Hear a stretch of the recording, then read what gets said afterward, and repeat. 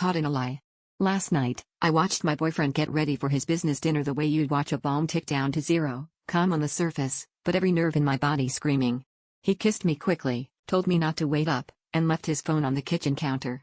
30 minutes later, my phone rang. It was him, or so I thought. When I answered, I barely had time to say hello before I realized he hadn't called me at all. His phone had accidentally dialed me from his pocket, and I was on speaker. I heard her voice first, low and intimate, not the way you talk to someone you're splitting a tab with. Then, clear as day, my boyfriend said, "I love you."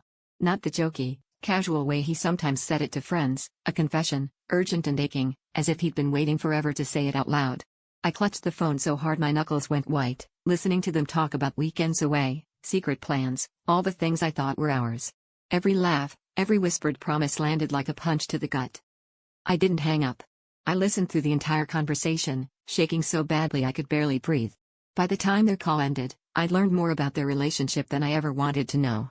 She wasn't just a fling, she was the person he called after every fight with me, the one he ran to when he needed comfort, advice, or just someone to tell him he was right. I realized then that every time we'd argued about his late nights at work, he'd been with her, building a life in the shadows while I sat at home convincing myself I was paranoid. When he came home, I was waiting, but not for the confrontation he probably expected.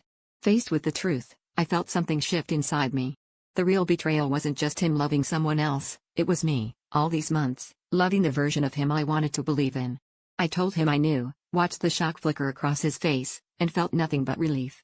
It was like waking up from a bad dream, except the twist was, I wasn't mourning the end of us. I was mourning the end of my own denial.